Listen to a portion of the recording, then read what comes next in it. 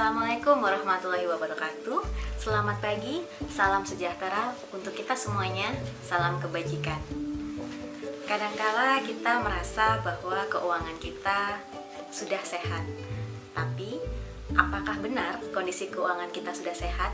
Apa sih sebenarnya definisi dari kesehatan keuangan? Ada 5 cara mudah yang bisa kita lakukan untuk mengetahui apakah kondisi keuangan keluarga kita benar-benar sehat ataukah hanya perkiraan kita saja. Cara yang pertama, disiplin membuat anggaran. Pastikan Anda sudah memiliki catatan harian. Rajin-rajinlah mencatat segala detail berapa pemasukan yang Anda terima serta pengeluaran yang Anda lakukan tiap harinya. Contoh dari pemasukan seperti gaji, bonus atau insentif, uang lembur, uang pemberian keluarga atau saudara atau teman, dan lainnya. Contoh pengeluaran seperti pembelian bahan baku atau bahan kebutuhan pokok, pengeluaran untuk membayar listrik, pulsa, air, dan lain sebagainya, serta sesuai dengan pengeluaran keluarga yang Anda lakukan di tiap harinya. Biasakan untuk disiplin, jangan terlewat setiap detail yang Anda keluarkan tiap harinya untuk mengetahui apakah ada pengeluaran yang kira-kira bisa dihemat. Sesuaikan pencatatan pengeluaran di setiap bulannya untuk mengetahui pola yang tepat bagaimana Anda mengelola pengeluaran lebih efisien pada bulan berikutnya. Untuk itu, anggaran ini memang benar-benar berfungsi untuk benar-benar mengetahui yang mana pemasukan terbesar serta yang mana pengeluaran yang terbesar dan yang mana yang bisa dihemat, dan kita sesuaikan untuk bisa membuat pola lebih baik untuk pemasukan pengeluaran di bulan berikutnya. Yang kedua, perhatikan jumlah tabungan Anda. Kondisi keuangan yang sehat memiliki persentase tabungan minimal 10% dari jumlah pendapatan total. Maksudnya bagaimana? Coba asumsikan ketika Anda menerima gaji per bulan 6 juta rupiah per bulannya, maka pendapatan dalam setahun adalah 6 juta dikalikan 12 bulan dengan total 72 juta rupiah per tahun. Kemudian ketika Anda sudah memiliki pendapatan tahunan sebesar 72 juta rupiah per tahun, coba cek berapa tabungan yang Anda miliki sampai dengan saat ini. Asumsikan jumlah tabungan yang telah Anda miliki adalah 20 juta rupiah.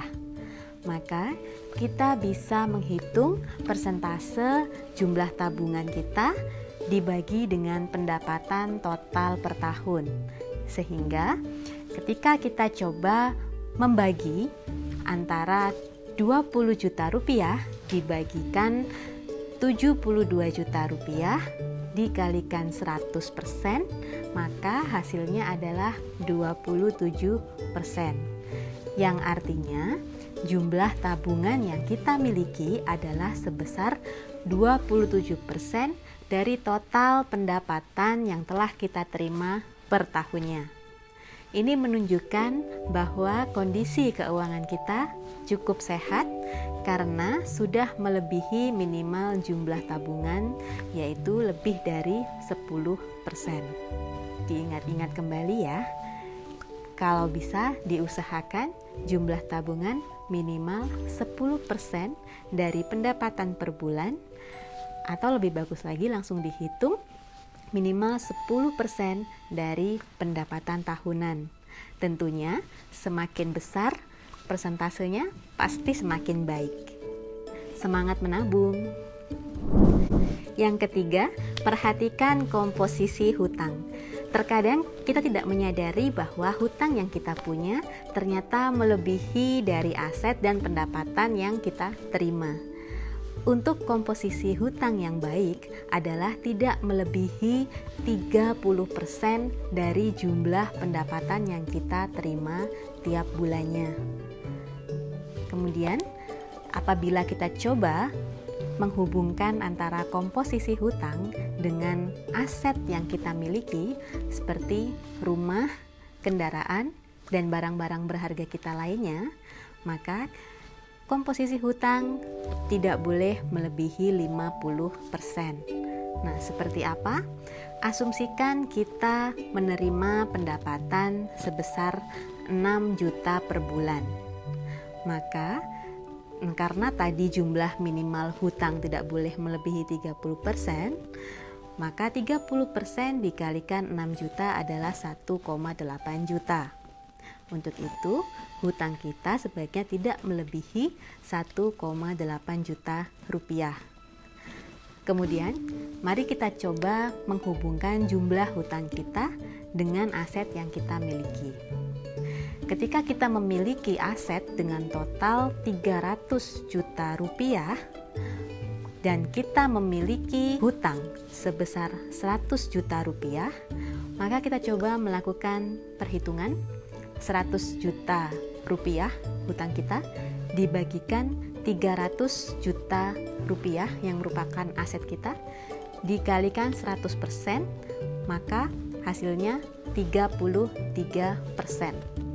Nah, ini komposisi ini masih termasuk aman mengingat komposisi hutang dibandingkan aset tidak boleh melebihi 50%. Apabila komposisi hutang kita dibandingkan aset melebihi 50%, maka kondisi keuangan kita tidak cukup baik atau tidak cukup sehat. Dan sebaliknya, jika komposisi hutang di bawah 50%, maka menandakan rasio atau komposisi hutang kita terhadap kondisi keuangan yang nantinya akan kita hadapi sudah cukup sehat. Tentunya, semakin kecil persentasinya, maka semakin baik. Yang keempat, alokasi dana darurat. Poin keempat ini menunjukkan seberapa besar kesiapan Anda dalam menghadapi kondisi darurat yang sangat membutuhkan dana tunai. Terkadang kita lupa bahwa kita tidak akan pernah tahu kapan ada kondisi yang memang sangat urgent atau sangat darurat untuk bisa kita coba keluarkan atau cairkan uang tunai sesegera mungkin. Misalnya apabila ada saudara atau kerabat kita yang sedang sakit, ataupun ketika ada kebutuhan-kebutuhan yang sangat mendadak yang harus kita bayarkan saat itu juga. Poin keempat ini, kita coba menganalisis kembali situasi atau kondisi keuangan kita, apakah kita sudah siap apabila ada kondisi-kondisi yang menuntut kita untuk segera mencairkan atau membayarkan uang secara tunai. Caranya, mari kita cek kembali jumlah aset berupa tabungan atau kas, deposito, emas, reksadana, dan sebagainya yang kira-kira kita bisa dapatkan dan kita bisa cairkan secara tunai. Misalkan, jumlah tabungan, kas, deposito, emas yang kita miliki, dan lain sebagainya, kita coba asumsi tabungan yang mudah dicairkan atau investasi yang mudah dicairkan adalah sebesar 50 juta rupiah. Coba kita bandingkan dengan jumlah pengeluaran rata-rata yang rutin kita keluarkan per bulan. Misalnya, pengeluaran rutin kita per bulan adalah 5 juta rupiah. Maka, kita coba bagi 5 juta rupiah tadi, kita coba bandingkan dengan jumlah alokasi dana darurat sebesar 50 juta rupiah. Kita coba bagikan 50 juta rupiah dibagikan 5 juta rupiah, ketemu angka 10 bulan. Nah, di sini satuannya bulan karena pengertiannya adalah Anda atau keluarga Anda akan bisa bertahan dengan keuangan atau tabungan dan aset yang Anda miliki selama 10 bulan.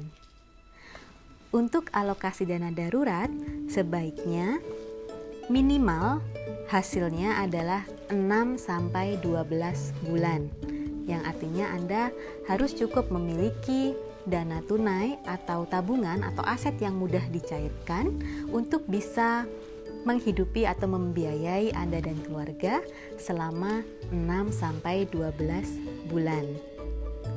Nah, di sini ketika tadi hasilnya adalah 10 bulan, maka kondisi keuangan Anda sudah cukup baik. Cara yang terakhir atau cara yang kelima adalah perhatikan jumlah aset serta investasi yang telah Anda miliki. Hitunglah berapa jumlah kekayaan bersih Anda dengan memperhatikan aset yang Anda miliki seperti rumah atau tanah, kendaraan, atau mungkin peralatan yang memang Anda miliki dan memang itu bernilai, serta juga investasi untuk dana pensiun Anda nantinya.